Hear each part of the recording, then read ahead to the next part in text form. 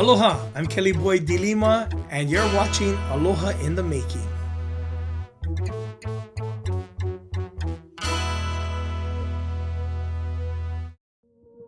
Your youthful days in Waikiki.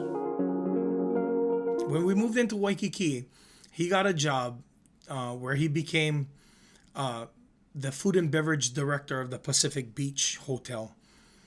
And he worked for like 19-hour days. And what would happen is I would go to school. He would give me $5. I remember that would be for my excuse me, my breakfast, and that would be for my lunch. My lunch money at school. And then I would come home in the evening, and I would go to the Pacific Beach Hotel where he was working, and I would get another $5, and that was for my dinner. You know, so $10 a day. You know what I mean? And that was a lot. I mean, back in those days, I mean, shucks, Jack in a Box, you could buy the $1 meal, and you know what I mean, still have money left over. But you know, I met a bunch of friends down there that I still call friends. They taught me different trades. One was stealing. The other trade was music. So, I grew up in Waikiki with doing all kinds of. I mean, Waikiki was one. It was like one big carnival down there, man. I mean, I grew up on Waikiki Beach with all the beach boys, and it's hard for me to explain everything and how it was living in Waikiki. But if you know, you know. I mean, we were surfing by day. We would, the boys that I was hanging around, we was stealing from tourists. We was smoking weed. We would steal from the tourists, get money, and buy weed from the guys that living in the back streets in Waikiki. And I won't mention any names to keep everybody all, surfing, smoking weed, playing music. And we would go in the stairwells of different hotels because get good echo and good reverb. And it was just a handful of us boys, and we'd play music, and that's pretty much how I operated in Waikiki. And my dad was gone for 19 hours a day, like I said, and he would come home, and I would see him for a little while. I would go visit him at the hotel in the evening. Sometimes I would even eat at the hotel, and then after that, I was free to do whatever I wanted to. Tell us about the people in that time that helped introduce you to music. I learned a lot though. I learned I was in the school of hard knocks over there. I learned how to treat, people. I learned how to respect people, because these guys that I was running with, I mean, I mean, if you never had the right respect and did the right things, you could get, what I mean, hurt. So I learned how to respect these guys, and to and as a matter of fact, not bragging or anything, but because of the way that I looked, and I'm in Waikiki, I mean, I was one of the biggest, thieves on Waikiki Beach, because I could get away with it. I blended in, you know what I'm saying? I blended in, you know. Whereas my other brothers, they just look like some Hawaiians looking like like they're on the prowl for something, you know what I mean? But no, Kelly, they send Kelly boy, Kelly boy, Kelly boy. That guy, you know what I mean? And I would be that guy. Whether it was good or it was bad. I learned life lessons, during these times. I learned how to play my ukulele. I grew up with, one boy, a few of my brothers. One was James Willis. He was the first guy that I met. And he and I was, you know what I mean, was like this. He's from Kona. And when I saw him play the ukulele, I thought to myself, man, this is great. I mean, I learn how to play this ukulele. And then I got introduced to another brother that is still my friend. Till today, his name is David Kalai. And me, him, and Jimmy, man, we used to play those stairwells, man, and we would rehearse and we would be practicing and we'd just jam all day long. We'd be just riding around on our skateboards in Waikiki, just playing our music. And then we had one boy from Wamanalo. His name was Kunia Galdero. He moved into Waikiki for a little while. But this guy was like off the chart. I mean, talent, And he was playing like, Men at Work on the ukulele, the Land Down Under. He was playing all kind like Eric Clapton kind stuff on ukulele, and I was like, bruh, what?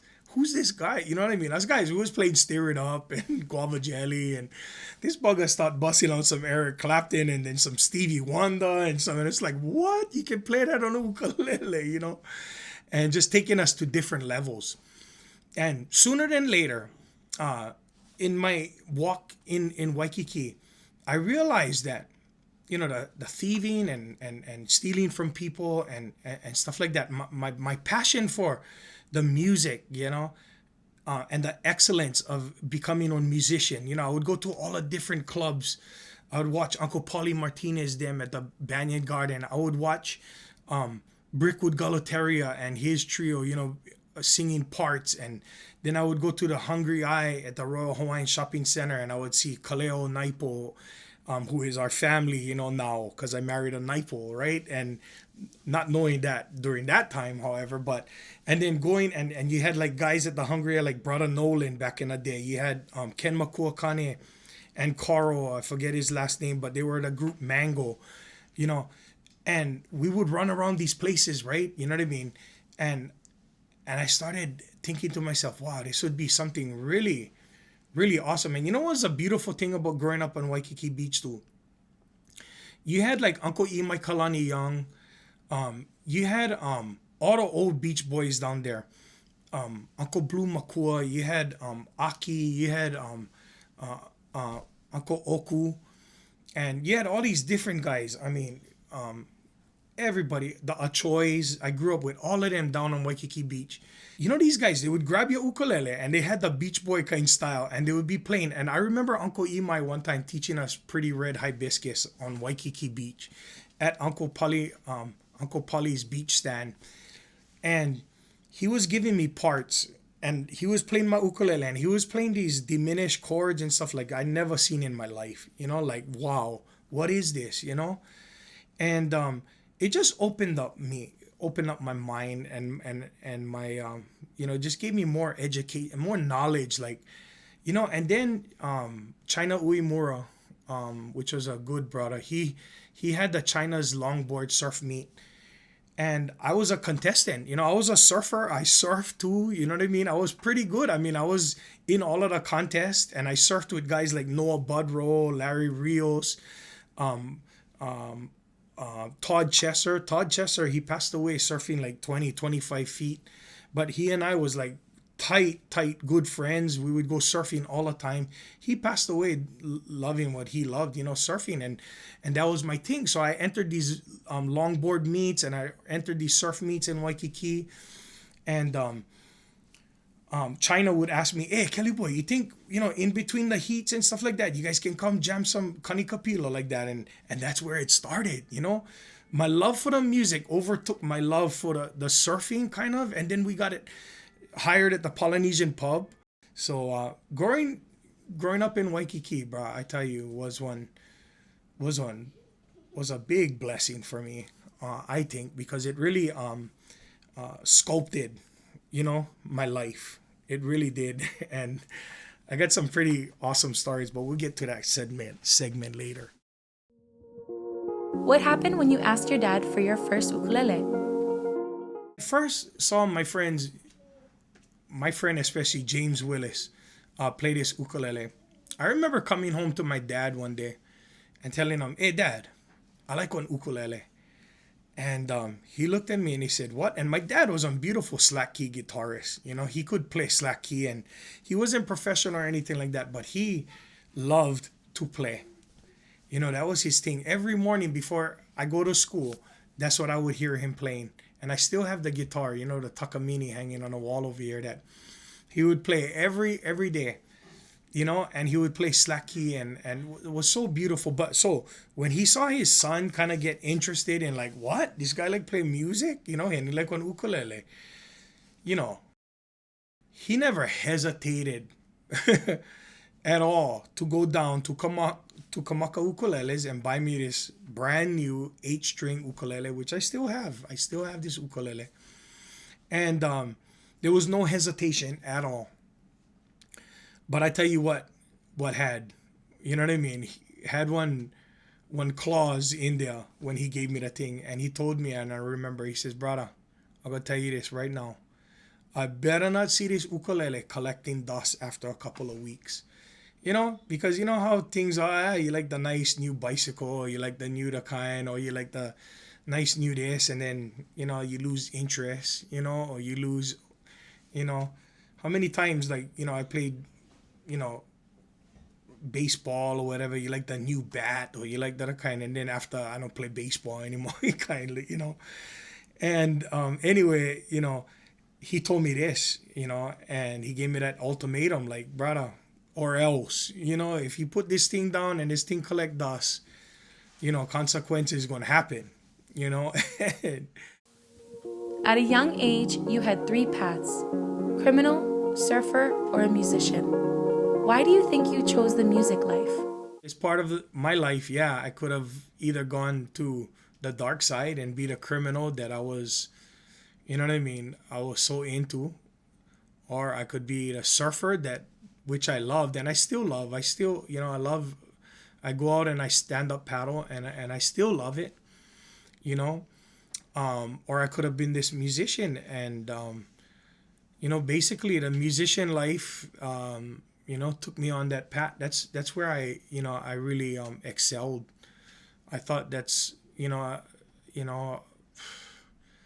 I had that passion. You know what I mean? I think, when I was getting in trouble as a kid, I always got into trouble because I wanted attention. It's like, hey, look at me. The kind. That was me trying to, get attention. So now I didn't have to be one bad person. I could come out there, I could still get your attention, but I could be singing to you and making you feel happy, and I think that's the road that I chose.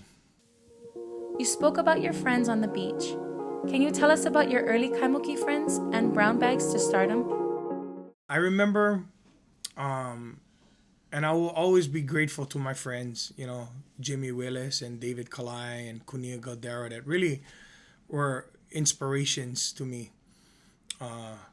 as far as the ukulele, and getting into that, man. We had this, this bond, and that's what really music is this bond, of you know making music together, you know what I mean? And you hear it all the time, it's being a part of one band is kind of like, getting married, you get this bond, and that was our bond, you know what I mean? And it's so funny though, you move on in life, and you go to other chapters, and for me, when I got into Kaimiki High School, man, I met a whole other different bunch of, you know what I mean? It's like my eyes got opened up to so much different talent. I met my Samoan brother, Sofengi Faitao. I met Rick Bakarsi.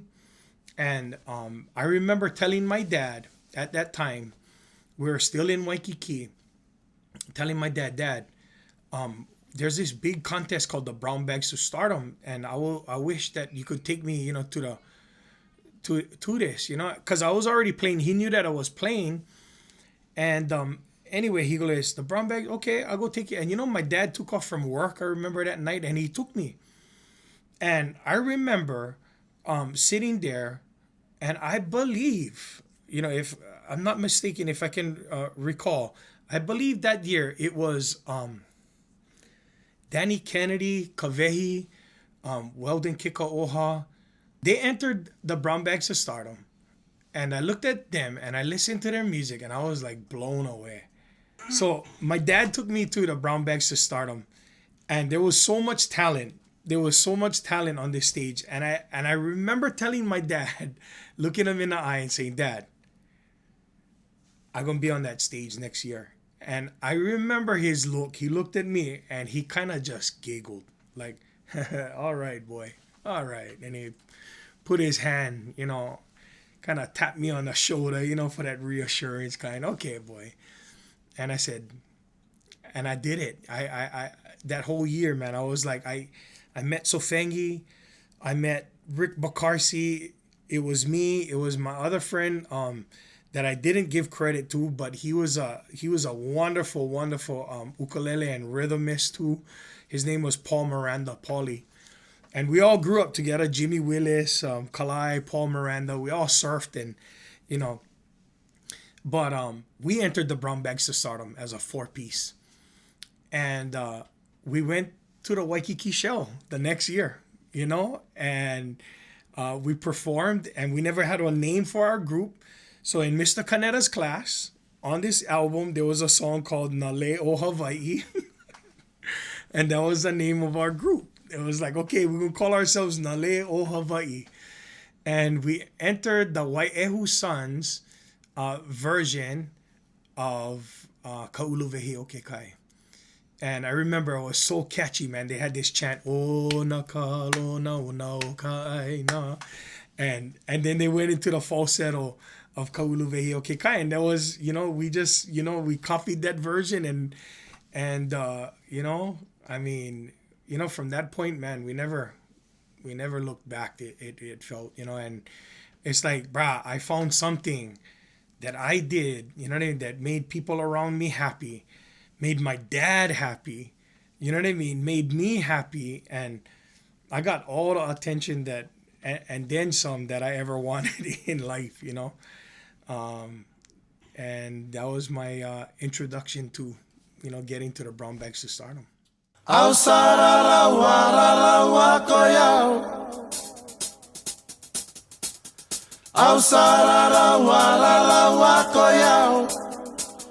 Masa esa e masese, masese, masese, masese.